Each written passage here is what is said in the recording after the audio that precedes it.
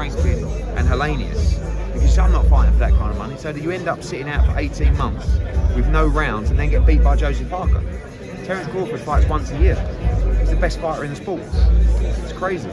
So there's a method to staying active, and you get the most amount of money. But those guys, you know, it's not just a case of us going in and signing Crawford and signing Boots. Like Boots against Cody Crawley is not a fight that's going to do great numbers. But Boots is a guy that could go on and rule the division. So you just got to be smart. There's a huge amount of fighters available in the marketplace from PBC. But it's not just a case of signing all of them and then not being able to honour your obligations to them, because that was the problem before. Eddie, why do you think Tank was willing to negotiate with you for a counter Ben fight, but not for the Devin Haney offer? Well, he wasn't really willing to negotiate. He asked for an offer.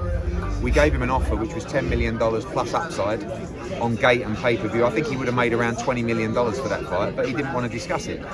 And the problem is with a lot of these guys, they've got people in their ear that steer them away deliberately from other things for their own interests. So Tank Davis should be taking control of his own business, his own career, and having those conversations and those meetings. If he thinks Conor Benn is an easy fight for $20 million, I mean, I don't know what he's making to fight Frank Martin, but it is also up at 147 pounds, and maybe he's not comfortable up at 147 pounds. So, you know, but I want to see Tank get active as well. All these guys should be fighting 3 times a year. Which fight would you? Difficult question for you, if you can be honest about it. Canelo's apparently leaving PBC, should be heading over to Matchroom. It's supposedly supposed to be like Berlanga and Munguia, as opposed to Benavidez and probably maybe a Jamal Charlo. In your opinion, a lot of people are saying that Canelo's taking the easier route. Do you think that Berlanga and Munguia is the easier route? Let me tell you something about Canelo Alvarez.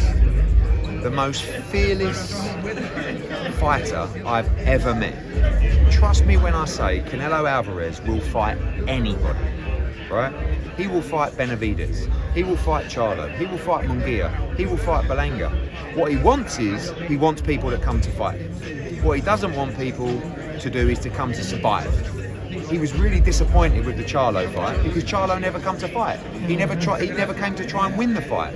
And the problem with a fight against a brother, commercially it doesn't work, he probably won't come and try and win the fight either. Munguia is a guy that will come with everything to win that fight. He will put it on Canelo Alvarez, he will stand and fight with him. So will Berlanga, so will Benavidez. So in my opinion, what he doesn't want to do is fight Charlo. He's not interested in fighting Crawford. Crawford's a 147 pounder that's going to move around and try and box in and out of, like, he wants to fight Munguia, Benavidez, Berlanga. He wants to fight young fighters that come to win. So from our position, there's nothing done with Matchroom with Canelo Alvarez. We talk all the time. It would be an honour to bring him back to Matchroom and Dazn. We're going to certainly try to do so.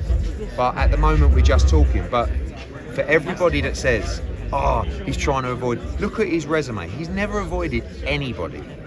And when he fights Benavidez, which I'm sure he does, that is a huge fight. And we would be happy to talk to Benavidez and try and make that fight with Canelo Alvarez. But what he wants right now is he wants a planned schedule, because clearly he's been messed around.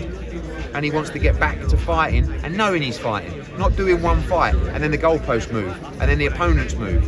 You know, let's get him back, finishing his career as strong as possible, as what he is, the greatest fighter of our generation. Which fight makes the most sense right away?